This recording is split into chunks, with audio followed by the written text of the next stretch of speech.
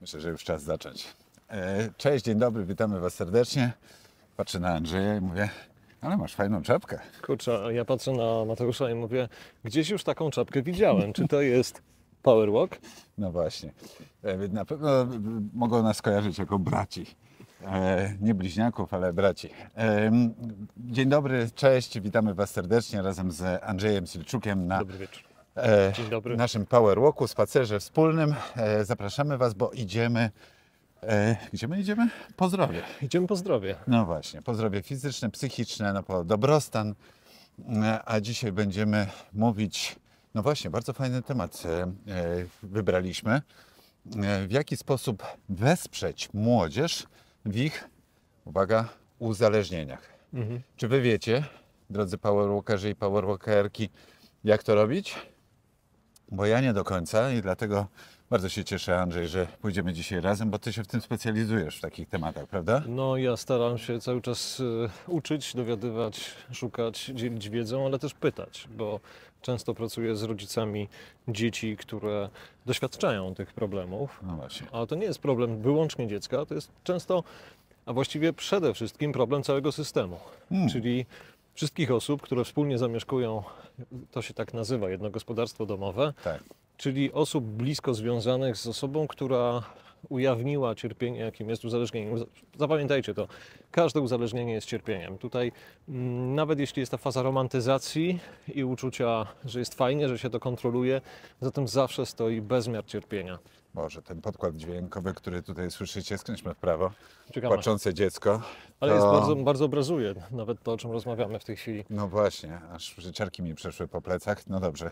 Zabrzmiało bardzo poważnie to, co powiedziałeś. Mówisz o układzie, o systemie, o gospodarstwie domowym, czyli to nie jest problem jednostki, a wszystkich dookoła. Możesz pociągnąć dalej ten temat, bo wzbudziłeś moje zainteresowanie i myślę, że wielu osób też dalej. No bo zwykle jesteśmy przyzwyczajeni do tego, żeby mówić o tym, że jeśli u kogoś rozwija się problem wokół używania substancji albo wykonywania jakichś zachowań typu granie nałogowe albo uprawianie hazardu, to skupiamy uwagę na tej osobie. Ale wszystkie nasze doświadczenia, zarówno w obszarze leczenia uzależnień, jak i ogólnej psychiatrii dorosłych i dzieci i młodzieży, wiążą się z tym, że widzimy, że to cierpienie tej jednej osoby przekłada się również na dystres, czyli uczucie zaniepokojenia, zagubienia, często dużego lęku, często smutku, często utraty u wszystkich bliskich, emocjonalnie związanych osób z tą właśnie jedną, u której ten problem się zamanifestował. Tak, czyli człowiek w problemie oddziaływuje na wszystkich, może oddziaływać też na innych. I z drugiej strony inni, mówiąc w tej chwili o osobach w najbliższej rodzinie, oddziaływują na tą konkretną osobę. I o tym mówią teorie systemów. To znaczy, że mamy system blisko powiązanych ze sobą osób, które łączą szlaki komunikacji. Na tych szlakach mamy zawarte zabarwienia emocjonalne, które modulują cały ten system. Trochę jakbyśmy obserwowali taki ruchomy kryształ, w którym każdy z tych punktów stanowi jedna z osób blisko ze sobą związanych. No i ten jeden kąt, to jedno miejsce, ten jeden punkt, to jest ten delegat systemu.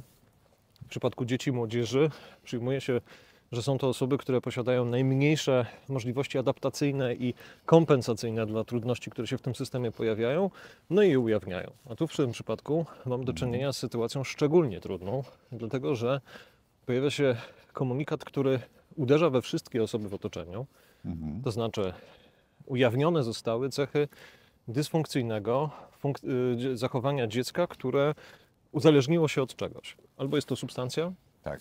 albo zachowanie. Co za tym idzie, jest to drugi krąg, tak jak wrzucony kamień do wody. To jest krąg osób, które łapią dodatkowo stygmat bycia rodzicem dziecka z problemem uzależnienia od czegoś lub od zachowań, od jakiejś substancji, od zachowań. I to wszystko wiąże się oczywiście z całą gamą przeżyć, przede wszystkim bezradności, lęku o to, co będzie dalej, jak sobie poradzić, jak zarządzić tymi trudnościami. Tak, i braku też, że tak powiem, pomysłu na to. Ja sam łapię się na tym, że u mnie dzieciaki w momencie, kiedy już za dużo czegoś robią, nie wiem, przykładowo mają kontaktu z elektroniką, i takim uzależnieniem właśnie od, nie wiem, chociażby grania, Mhm. to pojawia się reakcja, na którą nie wiemy my, rodzice, co postąpić, co zrobić. Bo pojawia się na przykład agresja, Mhm. którą po raz Sprzeciw, pierwszy, bunt. sprzeciw, prawda? Bunt, ale Niezgoda. wręcz agresja taka, wiesz, że ale dlaczego? Ale przecież ja mam prawo, ja chcę to robić. I z czymś takim wcześniej w domu się nie spotkaliśmy. Aha, z takim oporem, bo z to takim- nawet w ten sposób można zinterpretować.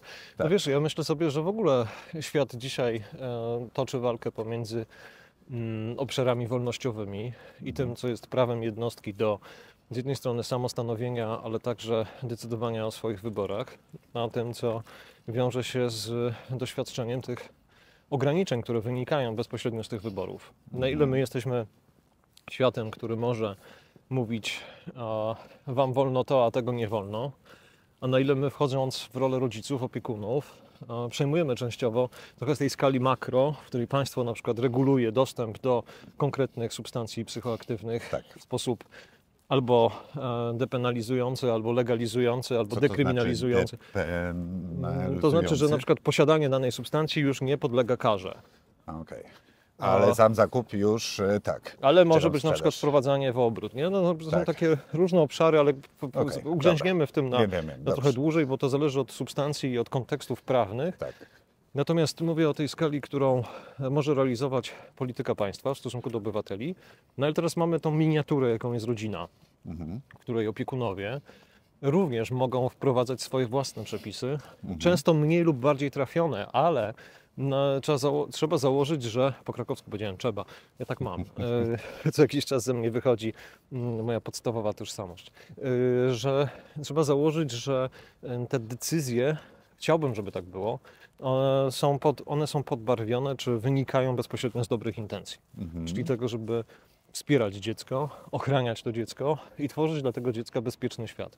W przypadku, gdy mamy do czynienia z podejrzeniem, naszym podejrzeniem, że z nastolatkiem, z młodszym dzieckiem dzieje się coś złego, to podejmowanie kroków często bywa, jest wynikiem pewnego rodzaju bezradności. Tak. Boimy się, że nasze dzieci rozwiną jakieś uzależnienie. Jeśli one rozwiną jakieś uzależnienie, to uwaga, to jest bardzo ciekawe, bo to jest trochę temat tabu. Równocześnie my również zyskamy tożsamość rodzica dziecka, które się uzależniło. Czyli w sumie doświadczenie zawaliliśmy. Tak. Jak mogliśmy do tego dopuścić? Czy to nie jest wynikiem naszych zaniedbań, czy naszej nieobecności, naszego zaangażowania we wszystkie inne rzeczy niż opiekę? Czy to nie wynika z tego, że nie zauważyliśmy, przeoczyliśmy sygnały ostrzegawcze? Czy mogliśmy wybrać inną szkołę, inne towarzystwo, nie zgadzać się na relacje z tą i z tą osobą? I nagle pojawiają się znowu myśli o restrykcjach. Okej. I myślę, że Jesteśmy w to takiej jest pułapce. pierwsze skojarzenie, które może pojawić się, które się pojawia Wiele w jest głowie różnych, rodzica. wiele jest scenariuszy, które mogą za tym iść. Ja wierzę, że wszystkie dążą do tego, żeby jednak starać się naprawiać problem, identyfikować go i naprawiać. Natomiast nie wszyscy posiadamy do tego kompetencje. Nie każdy z nas jest psychologiem, psychoterapeutą, psychiatrą, pedagogiem. Posiada gruntowne przygotowanie do tego, jak sobie z tym radzić. Co więcej, powiem Wam od razu wprost, w naszym środowisku zawodowym również często zawalamy. Nawet bardzo często. Ale I to jest poczekaj. też taka, wiesz, Tak. pokazuje to tak naprawdę człowieczeństwo, że nie ma ludzi, którzy są bezpośrednio świetnie przygotowani do tego, żeby zarządzić trudnością. Nie ma. Ja mam taką samą obserwację, ale zanim byśmy weszli, bo nie chciałbym, żebyśmy wchodzili w profesję, z którą Ty jesteś związaną i różnymi ograniczeniami, problemami, to jednak chciałbym, żebyśmy się skupili na tym, co my jako rodzice, opiekunowie możemy zrobić, w jaki sposób wesprzeć dziecko, młodzież, które już wykazało albo już jest tam w tym uzależnieniu. W tym trudnym miejscu. Tak, bo powiedziałeś bardzo ciekawą rzecz. Nie wiem, czy Wy także to, drodzy powerwalkerzy i powerwalkerki, wychwyciliście, że kiedy pojawia się taki problem i mamy już tą obserwację, w pewnym sensie taką nawet własną, osobistą diagnozę, że dzieje się źle, to my bardzo często sami wpadamy w tarapaty własnego myślenia, paraliż. Aha. O cholera, to my jesteśmy winni. nie dosyć, że nie wiemy, co w tej sytuacji zrobić, to zaczynamy się biczować. No tak. Andrzej, powiedz, co w takim momencie, kiedy już mamy ten problem, powinniśmy po kolei, może masz taki manual, który mógłbyś nam dać? O, chciałbym, żeby był uniwersalny manual, wiesz, ale staram się raz na 10 minut powiedzieć coś wartościowego, więc zaproponuję taką myśl. No, Gdyby się w jakiejkolwiek sytuacji w waszym życiu zdarzyła taka okoliczność, że zorientujecie się, że coś takiego się dzieje, to pierwsze działanie zidentyfikuj własne emocje. To, co jest twoje, a nie dotyczy dziecka bezpośrednio. Czyli właśnie podprowadzałem trochę ten temat Tak. intuicyjnie pod twoje pytanie, że spryciarz. tak wychodzi czasami, to wiesz, nie, super, mi pewnie się na to tym podoba. też gestalt polega, że Tak. te figury nam się gdzieś tutaj rysują, że w momencie, w którym, pozwolimy, żeby pani przeszła, bo mamy Tak. konkurencyjną rozmowę. Tak jest. I u mnie dobrze, dziękuję. I teraz Bo zobaczcie. przecież jesteśmy na spacerze, moi drodzy. Ale z Takie rzeczy, perspektywy- że różne inne dźwięki mogą wchodzić nam w audio, ale okej, już jesteśmy Z sami. perspektywy rodzica właśnie zadać sobie pytanie, co u mnie się dzieje, opiekuna. Gdzie jest moja bezradność, z czego ona wynika, gdzie pojawiają się lęki, czy one dotyczą właśnie tych elementów stygmatyzacyjnych, czy one wiążą się z poczuciem bezradności i skupienie się na tym, czego ja, paradoksalnie, zobaczcie, mówię najpierw ja, czego ja najpierw potrzebuję. Ten mały egocentryzm, on jest o tyle istotny, że jeśli zarządzimy swoimi problemami jak najszybciej, to jest ten piękny, ikoniczny rysunek z samolotu, o którym regularnie się przypomina, mówiąc o opiece, o samopomocy psychologicznej. Jeśli chcesz komuś pomagać, najpierw pomóż sobie. Tak. Bo... I w tym przypadku tak samo to działa. Tak, dlatego że z perspektywy nastolatka lub młodszego dziecka, mamy teraz wyścigowego hulajgonistę. Super, brawo Hulajnogistę. za aktywność fizyczną. Tak jest. I właśnie on jedzie na hulajnodze po zdrowie. Tak jest.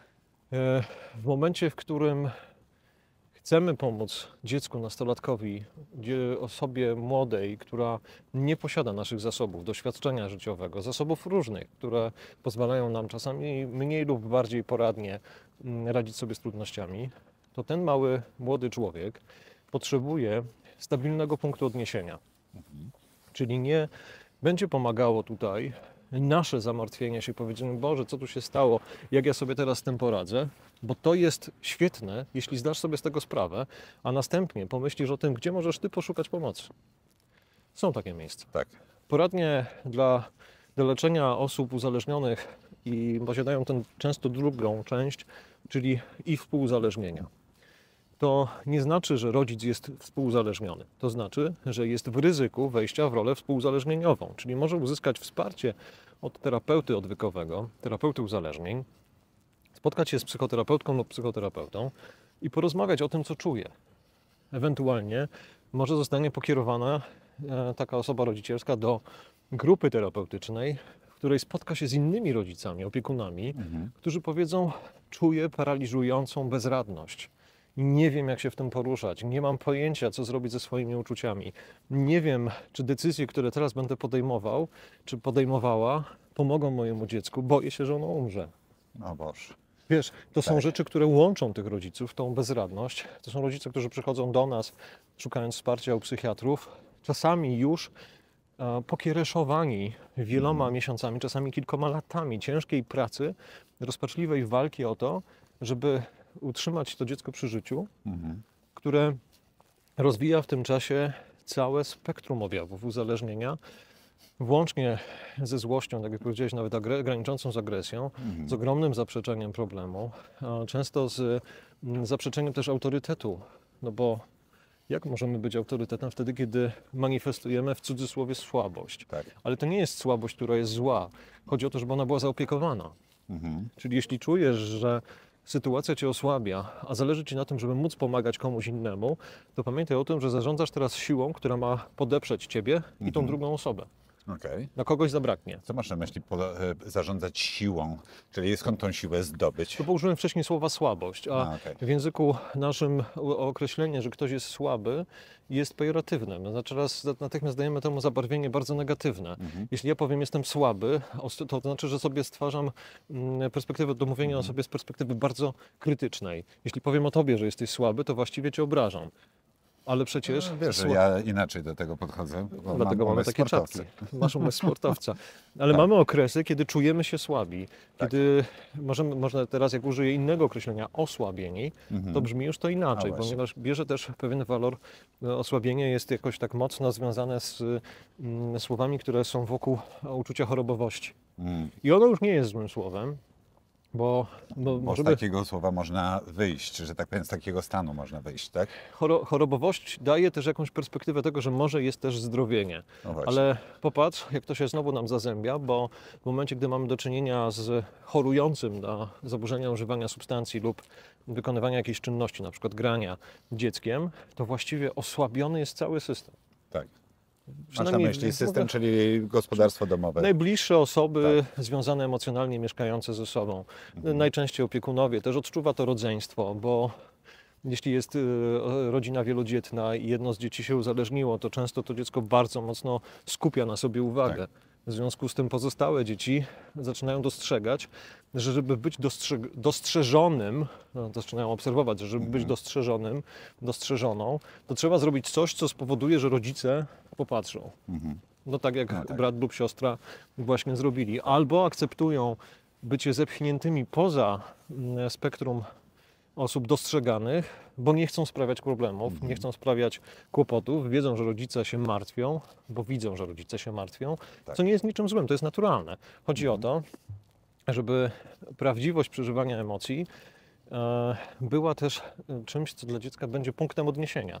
Martwię się o ciebie, niepokoi mnie to, co się z tobą dzieje, boję się, że umrzesz, to są naturalne komunikaty. Tak. Nie dam sobie rady z tym, co się z tobą dzieje, nie mam już siły się z tobą zajmować, to są komunikaty właściwie toksyczne. One uniemożliwiają dalszą komunikację z poszukującym, w cudzysłowie, pomocy nastolatkiem. Musimy w ogóle założyć, słuchajcie, to jest chyba super ważne, że jeśli mamy do czynienia z dzieckiem, mówię tutaj o dzieciach od najmłodszych, w wieku wczesnoszkolnym, bo tam pojawiają się już wczesne inicjacje używania substancji psychoaktywnych. Mówi się nawet o dzieciach w wieku między 8 a 12 rokiem życia, czy nawet późniejszych nastolatkach. Tutaj zaliczałbym nawet tych starszych nastolatków, tych 18-19-latków. W każdym z tych, w tym obszarze wiekowym, w tym zakresie wiekowym, przyjmijmy jako założenie, że niezależnie od tego, co mówi dziecko, ono komunikuje potrzebę bycia zaopiekowanym. Komunikuje potrzebę bycia, w cudzysłowie, uratowanym. Bo po substancje psychoaktywne sięga się z różnych powodów. W tym wieku lęk przed odrzuceniem środowiskowym, czyli wejście w grupę rówieśników, którzy używają czegoś, no najczęściej substancjami, które inicjują, pomimo tego, że w różnych raportach mówi się o tym, że ta częstość używania alkoholu u dzieci jest mniejsza, co roku mniejsza niż w poprzednich latach. Uwaga, nadal alkohol jest najczęściej używaną substancją psychoaktywną przez młodzież. Najczęściej. Częściej niż papierosy?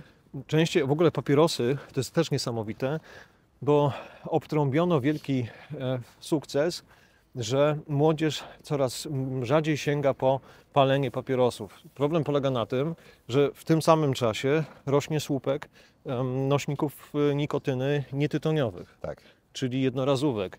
Bardzo ciekawe badania widziałem jakiś czas temu. Badania, które mówiły o tym, że jednym z najsilniejszych wyzwalaczy potrzeby używania, właściwie ciekawości używania produktów nikotynowych, takich jak jednorazówki, był smak owocowy. O. No słuchaj, no to jest skandal, że dopuszczamy do obrotu wiesz, o smakach owoców, jabłek, wiśni, produkty do podawania nikotyny i one docierają do młodzieży. Mówi się o tym, że dzisiaj 30% palaczy tytoniu zrekrutowało się z populacji nastolatków, którzy zaczęli swoją przygodę z jednorazówkami. Niesamowite. czyli z elektronicznymi do wdychania nikotynę. Niech ktoś coś z tym zrobi, kartridżami. proszę, bo to jest No chcielibyśmy, żeby ktoś coś z tym karygodne zrobił. po prostu, bez sensu tak naprawdę, że takie skróty są, że tak powiem, takie chwyty są akceptowalne. No ale widzisz, ale alkohol, No. znowu, wszyscy powiedzą, że wysokoprocentowe alkohole typu wódka są głównym, pierwszym wyborem osób używających alkohol w latach późniejszych, tak? Czyli znaczy w późniejszym wieku. Ale okazuje się, to są ostatnie badania przed ostatnich 2 lat, że wódka nadal jest najczęstszym wyborem razem z piwem, ale wcale nie jest tak, że to piwo jest głównym alkoholem, tylko najczęściej te inicjacje właśnie w okolicach 16 roku życia dotyczą tych wysokoprocentowych porcji alkoholu. W młodszych rocznikach to już różnie, prawdopodobnie dotyczy to środowiska domowego. Sam dobrze pamiętam te czasy, ale całe szczęście to zakończyło się, że tak powiem, na bezpiecznie i spokojnie. No ale w wielu przypadkach rodzice mają problem, czy tam dorośli opiekunowie mają problem z młodzieżą, która jest uzależniona. I ja nie mówię tylko o alkoholu, o którym teraz tak dużo powiedziałeś i w tym jesteś w tym temacie dosyć na Kannabinole stałe, prawda? 32%. Jeszcze raz? Kannabinoidy 32%. Co to są kanaby? Marihuana. A, okej. Kannabinoidy to jest marihuana i jej pochodne. Pozostałe substancje psychoaktywne to jest kilka procent, ale równie niebezpieczne. Około 6-7% leki z domowych Okej. apteczek. Okej. Czyli eksperymenty związane z tym, że my w domu posiadamy bardzo często całe portfolio środków, które mogą działać ośrodkowo, które młodzież w bardzo sprytny sposób jest w stanie zidentyfikować jako właśnie te, których można użyć w celach odurzenia rekreacyjnego. No Boże. Ale no, a nadal mało to wybrzmiało podczas dzisiejszego Power Walka, ale uzależnienie jest także od social mediów, od ekranów, od grania, aż za dużo tego wszystkiego jest. No i Andrzej, będę Cię ciągnął w tym kierunku, bo bardzo potrzebuję, żeby to wybrzmiało. Co my, opiekunowie, rodzice, dorośli, możemy zrobić, żeby pomóc młodzieży właśnie w takim stanie? Powiedziałeś, zadbajmy najpierw o siebie. Okej, załóżmy tą maskę jak w samolocie, najpierw sobie. Tak, i nie róbmy z tego sztuki, która będzie trwała parę miesięcy. Oczywiście to chodzi o to, żeby wykonać to jak najszybciej, najbardziej dynamicznie i skutecznie, czyli nie odraczać tego. Ale w momencie, w którym zaopiekowaliście się tym, że już wiecie, wiem o tym, że się boję, wiem o tym, że mnie to porusza, wiem o tym, że czuję się bezradna, super. Świetnie, że to wiesz, wierzę w to, że podejmujesz jakieś działania, żeby się z tym zmierzyć, uzyskać wsparcie. To jest moment, w którym możemy zacząć budować od razu strategię ratunkową dla dziecka. Zupełnie inną perspektywą jest, gdy mamy do czynienia z nastolatkiem, który lub która wrócili do domu po spotkaniu towarzyskim w stanie potężnego upicia, no bo wtedy powinniśmy podjąć działania ratunkowe. Ja jestem, słuchajcie, piewcą komunikatu. Nie ma niczego takiego typowego, że dziecko upite wróciło do domu i to jest typowe dla wieku, nic się nie stanie, niech odeśpi, rano będzie wszystko w porządku. Nie mamy pojęcia, ile ma alkoholu w żołądku. Już na tym etapie, na którym dociera do domu, będąc w stanie potężnego upicia, widzimy, że się zatacza, to znaczy, że ma ilościowe zaburzenia świadomości, natomiast nie wiemy, ile zostało alkoholu jeszcze przyjętego, który się nie wchłonął i nie wiemy, czy to był tylko alkohol. Okej. To oznacza, że założenie, że jakoś to będzie, w większości przypadków się udaje, ale w części przypadków się nie udaje. Właśnie z tego powodu, że w trakcie snu ta część alkoholu, która była w żołądku, się wchłonie i akurat osiągnie wartość toksyczną, depresyjną dla ośrodkowego układu nerwowego i dziecko się udusi, umrze. O mój Boże. Poprzez zatrzymanie aktywności serca i aktywności oddechowej. Zdarzają się takie przypadki? Zdarzają się takie przypadki, zdarzają się przypadki zatruć mieszanych, to znaczy, że nastolatka przyjęli dodatkowe substancje psychoaktywne, o których nie wiemy, dlatego że zostały przysłonione alkoholem, który było czuć, a w związku z tym doszło do ogólnienia, że na pewno to jest tylko alkohol. No i konsekwencje tego są czasami dramatyczne. No Boże, to No i nawet teraz- nie byłem tego świadomy, powiem Ci No ale to szczerze. jest ta część, Chociaż to ekstremalne już przypadki, ale... ale nie tak jak niemożliwe. mówisz, Ale nie niemożliwe. No, ale dobrze, że o tym mówisz, bo może powinniśmy na to zwrócić uwagę, albo ktoś będzie miał taką sytuację, gdzie ktoś albo u siebie najbliższych, albo gdzieś w okolicy dalszej, szerszych znajomych może coś takiego się stać. No To jest dobrze. power po zdrowie, czyli też rozmawiamy o każdym możliwym kontekście Tak. tego typu, bo pozostałe, które warto nadmienić, no to są sytuacje, w której nie musimy się spieszyć z tym, żeby ratować życie dziecka tu i teraz. W związku z tym nie odraczamy, nie odkładamy siebie na półkę naszej bezradności, naszego niepokoju, naszego lęku, tylko skupiamy się na poszukiwaniu strategii, w jaki sposób po pierwsze zbudować jakąś płaszczyznę komunikacji z osobą chorującą. Okej. Podoba mi się po pierwsze słowo strategia, że nie spieszmy się, tylko ułóżmy sobie taki duży plan, a drugie to jest komunikacja, bo to trzeba, rozumiem, że przegadać. Na to zwracasz uwagę, Tak, bo reaktywność, czyli działanie opierające się o zdarzenie, jest dobra, jeśli nie jest impulsywna. Impulsywna reaktywność najczęściej nie przynosi efektów, no bo nastolatek może przyjąć, że to zresztą pewnie uzasadniony sposób uzna, że jest to sztuczne, że jest to nieprawdziwe. Tak. Nie jesteśmy w stanie, skoro do tej pory mieliśmy trudność w jakiejś jawności komunikacji, dziecko nie miało, nie czuło ani odwagi, ani potrzeby, żeby się skontaktować z nami, powiedzieć o tym, że na przykład używa już jakiejś substancji psychoaktywnej, tylko doszło do tego ujawnienia w okolicznościach często już jakiejś utraty kontroli. No to skoro doszło do takiej sytuacji, no to my nie jesteśmy w stanie w 3 dni nauczyć się z dzieckiem rozmawiać i zbudować zaufanie. To nie będzie w ten sposób działało. Tutaj może wesprzeć nas psycholog, psychoterapeuta, pedagog. Tu może nas wesprzeć w ogóle doświadczenie tego, że pewne procesy wymagają naprawdę czasu. I nigdy nie jest za późno. Słuchajcie, to jest bardzo ważne. Nie poddajmy się, nie poddawajmy się z tego powodu, że czujemy, że coś jest trudne i graniczne z niemożliwym. To, że może się zdarzać w takiej sytuacji w domu, pamiętam takie przypadki rodziców mówiących o tym, że dziecko przestało z nimi rozmawiać. Tak. Świętej pamięci pani profesor Maria Orwit w Krakowie miała zwyczaj w sytuacji, w której mówiliśmy o tym, że mamy trudność z nawiązaniem kontaktu z pacjentem. Powiedziała, to nie pacjent nie nawiązuje kontaktu, to wy jesteście bez kontaktu.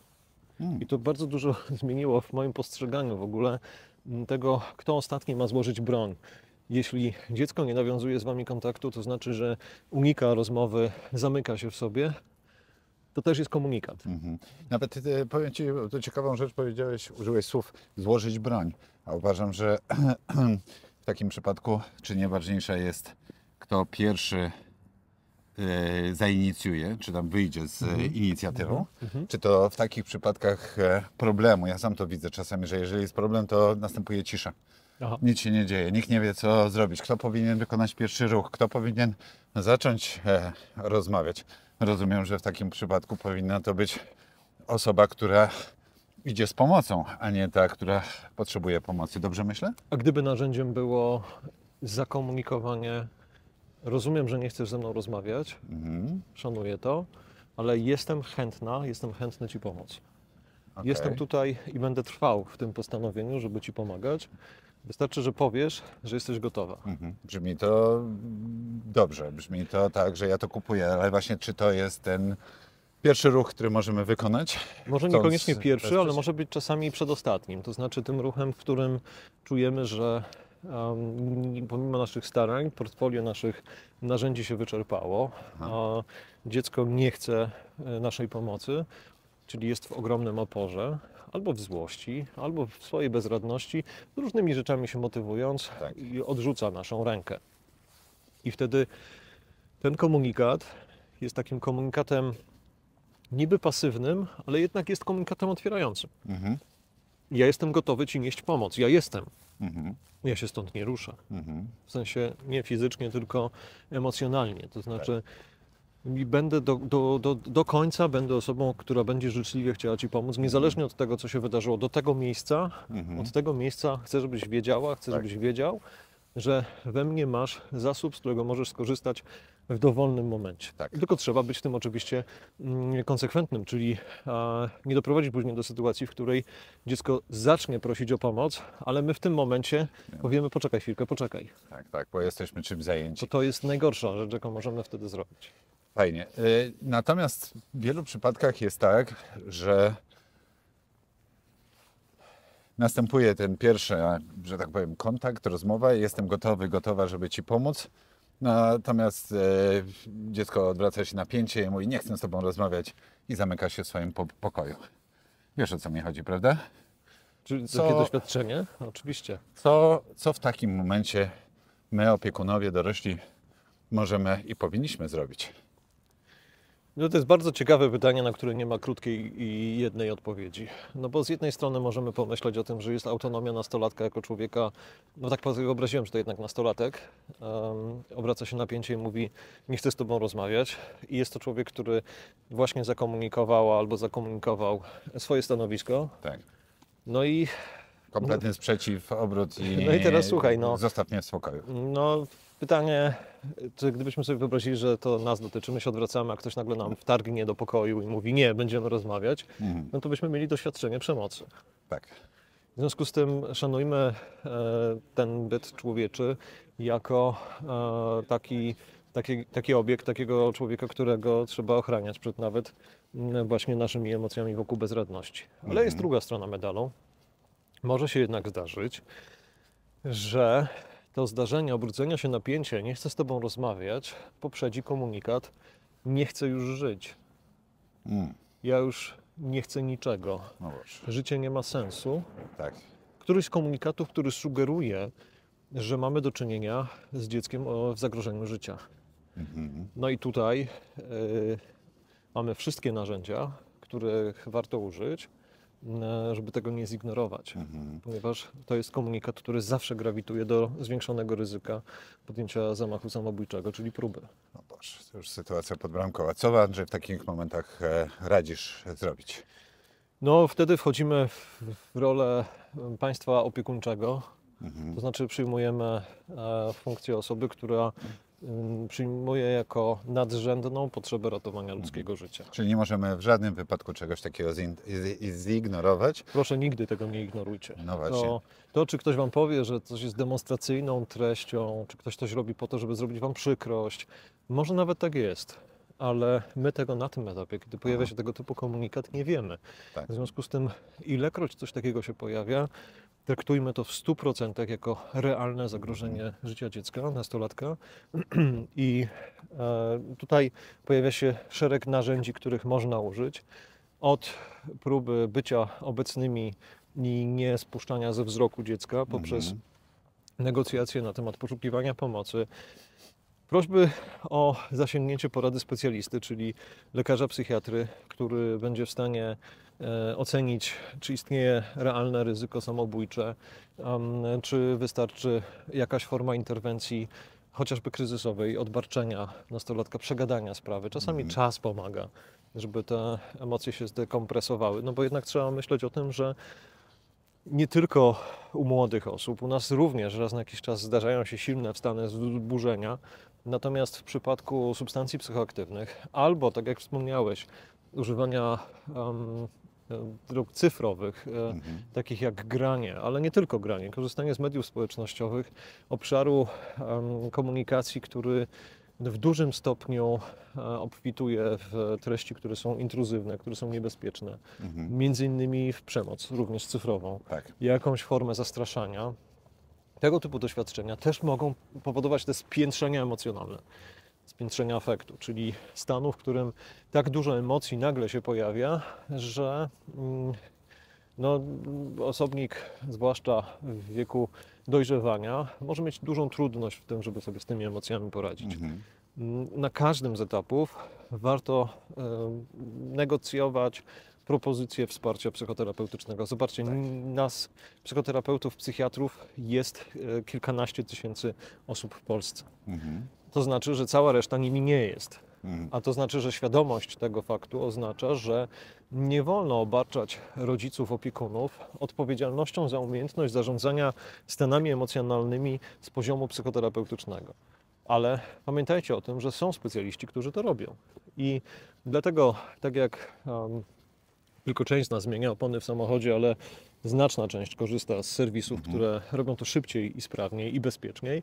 Tak samo tutaj można wydelegować tego typu zadanie na specjalistę psychoterapii, psychologii, wsparcia wieku rozwojowego czy psychiatrów. Ja sobie zdaję sprawę z tego, że zaraz pewnie napiszecie, zresztą słusznie, że są ogromne kolejki i czas oczekiwania na tego typu świadczenie, ale w systemie, który kuleje, założenie, że system kuleje, w związku z tym z niego nie korzystam, jest założeniem błędnym. Lepiej spróbować się zapisać i czekać w kolejce, niż nie czekać i nie skorzystać na pewno. Ja do tego dodam jedną rzecz już tutaj na koniec, bo idziemy ponad pół godziny, a kiedyś się umawialiśmy z wszystkimi powerwalkerami, że będziemy te 20-30 minut sobie chodzić, ale temat jest o tyle ważny, że w ogóle nawet na chwilę nie chciałem i nie mogłem i nie wybaczyłbym temu sobie, gadule przerywać, tak? Nie, natomiast Andrzej, wrócimy kiedyś do tego tematu, co? Jeszcze, bo on jest niesłychanie ważny. Natomiast ja jedną rzecz od siebie powiem. To, co zauważyłem, działa też świetnie. Z mojego podwórka powiem to. To jest to, że w tym procesie, w momencie, kiedy jeszcze czekamy na tą wizytę i na pomoc specjalisty, to wiecie, co jeszcze bardzo pomaga? To, że rodzice, oczywiście wszystkie ręce na pokład, nawet biorą urlop, żeby o siebie zadbać, to co powiedziałeś, o swój dobrostan, nawet żeby się wyspać, pomimo że ciężko zasnąć w takich momentach, ale zadbać o odżywianie, o regenerację i tlen, który później można dać